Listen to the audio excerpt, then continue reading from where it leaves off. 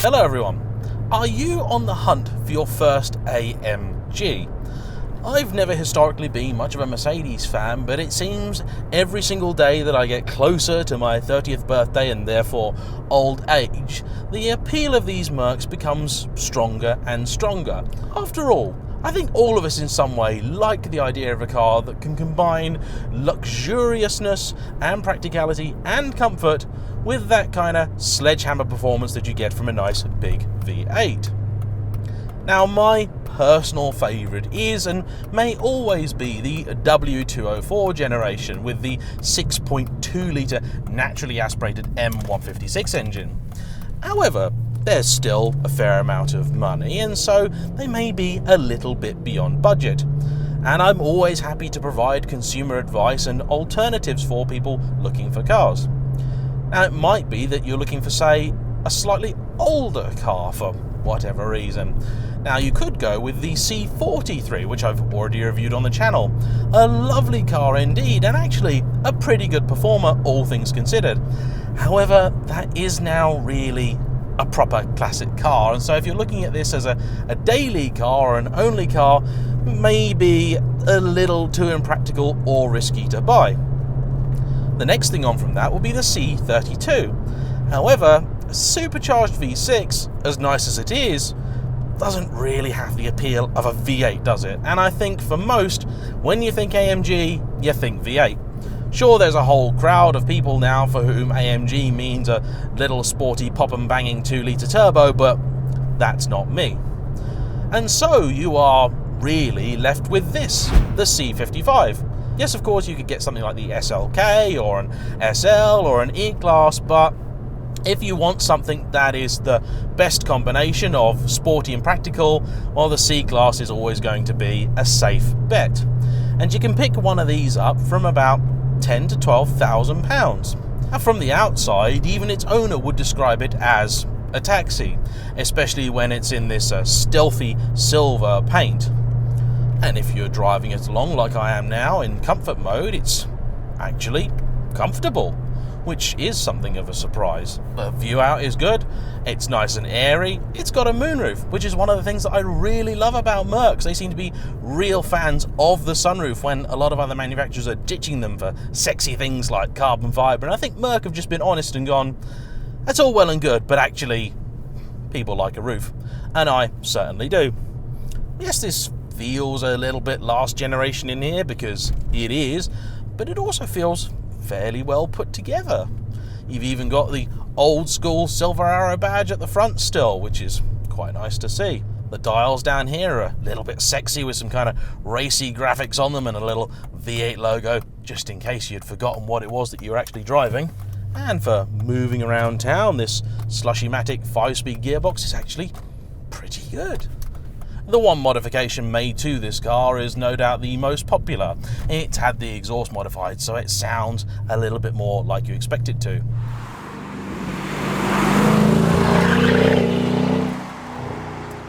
This car has somehow misplaced 2 catalytic converters and a resonator, and it now sounds just a little bit meatier. It's not shouty at all. I mean, I heard it when it pulled up in the car park this morning, but I didn't hear it from a mile off, as can happen with some other cars that I've reviewed. Now, changing gears yourself in this car can be done. You've got 3 modes for the gearbox: Comfort, which I'm presently in, Sport, and Manual. And the moment I get onto a more interesting road, I'm going to whack it in Manual. There are actually paddles of a sort, although they're more accurately described as buttons, hiding behind the wheel here. And they're not the best things ever to use, but they do exist, and that means you don't have to change gear using the lever down here, which you push left and right rather than backwards and forwards. You can tell that it's from that era when Merc didn't understand their customers wanting the indignity of having to change their own gears. It actually responds to downshifts pretty well. And it moves through the mid-range nicely. Now, this is a 5.4 litre V8. It is an evolution of the C43's lump in many ways. Like most Mercs of the period, it's a 3-valve per cylinder design, as somebody in Germany got this genius idea that they could somehow save fuel by dropping a valve out of their engines. It didn't stay around very long.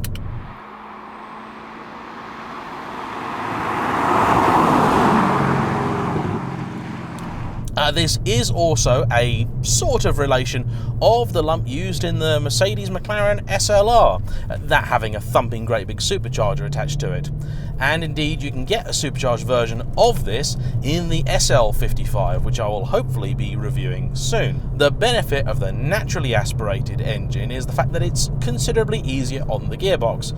Apparently, supercharged cars are known to break theirs, but this one is somewhat more reliable. Now, it's a thirsty car, as you would expect it to be, but it has been generally reliable.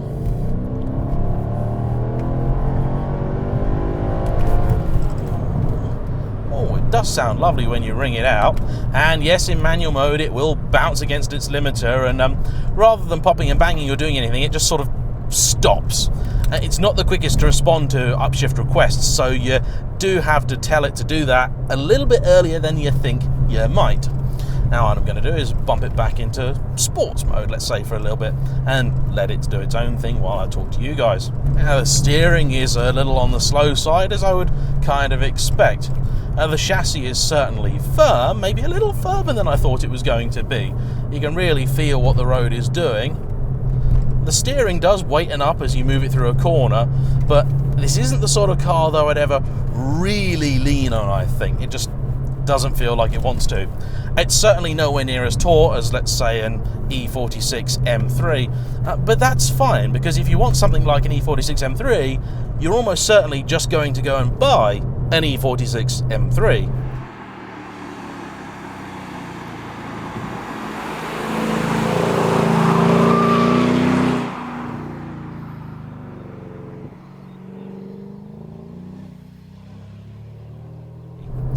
And in fact, I do really like the era that this car comes from, because at that time, the big three Germans, Audi, Mercedes and BMW, all made distinctly different cars.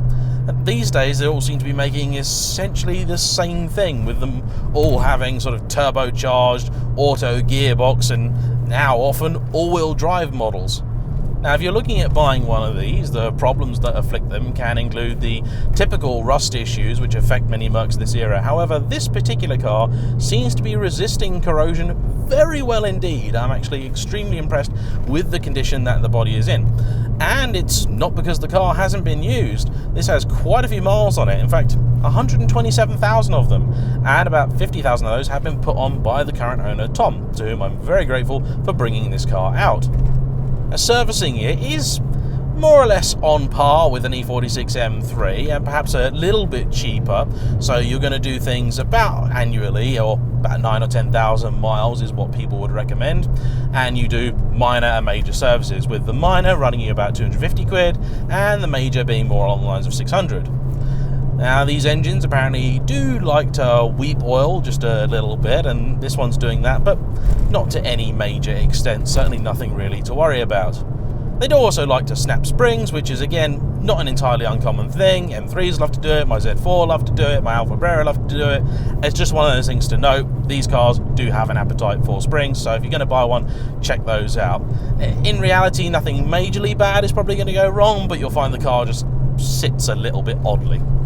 Perhaps the greatest benefit of these as now a semi-classic buy is the fact that most people buying these when new and nearly new probably didn't kick the shit out of them, which is not something that I can say for M3s, which have almost universally been ragged to death at least twice now.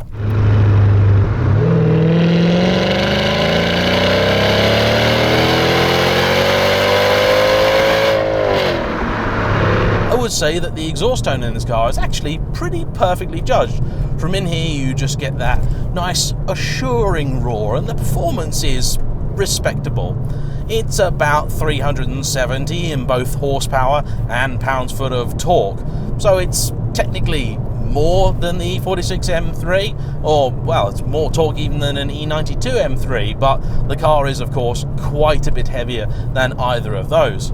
What's also interesting to note about this generation of AMG is that the body is actually a little bit different from the regular cars. They had to lengthen the engine bay a bit to stuff that V8 in there, and so this shares the front end with the CLK. And that does give it a little bit of added presence, although it is the sort of car that you would certainly walk by and not notice unless you knew what it was.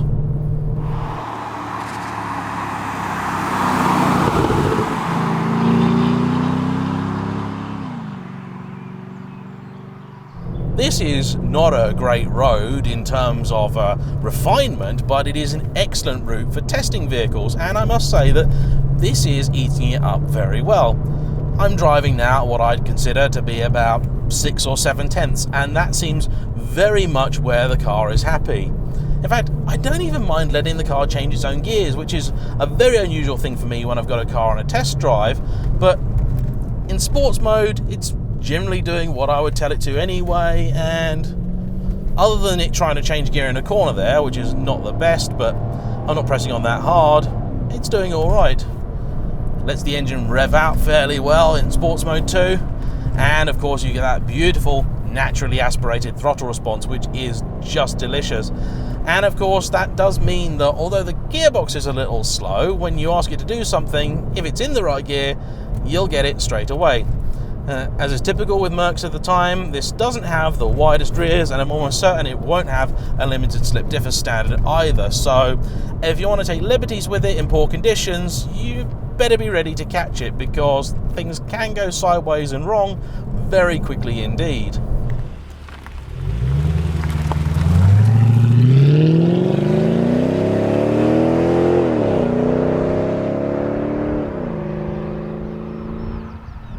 In videos, I often talk about expectations people have of cars, and I think that's very important. I used to care an awful lot about which car was the fastest, which car was the quickest round a track, and all this kind of stuff. And to be honest, the more cars I drive and the older I get, the less that stuff really means anything to me. When I was researching it, I found out that this car was 15 seconds faster around the Nürburgring than the C42. And I honestly could not care less, because if you're going to be buying this kind of car, I don't think that really matters to you. If going around the ring fast is your sort of thing, you're not looking at old Mercs, are you? Let's be honest. If you're looking at old Mercs, old AMGs specifically, here's what I think you want. You want a car that's going to be comfortable, it's going to be fairly nice to look at, but not probably too shouty. It's got to make nice V8 noises, and it's got to be able to waft along in style, and when you want, give your grandmother in the back a bit of a fright. And this car does basically all of that. Yes, it's a bit last gen in here, but actually everything seems quite well screwed together, and I do think that's typical of this era of Mercs. The exteriors do often let them down, but if well looked after, these are pretty solid cars. So this one, although it's not the best thing ever, and I think of the 3 cars of this generation, the sort of German super saloons, I think perhaps the RS4 is now my favourite, the B7.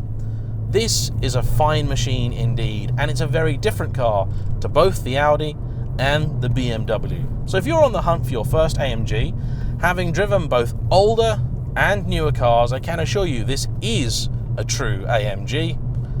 And if you pick a good one like this one, I think they're actually pretty good value for money.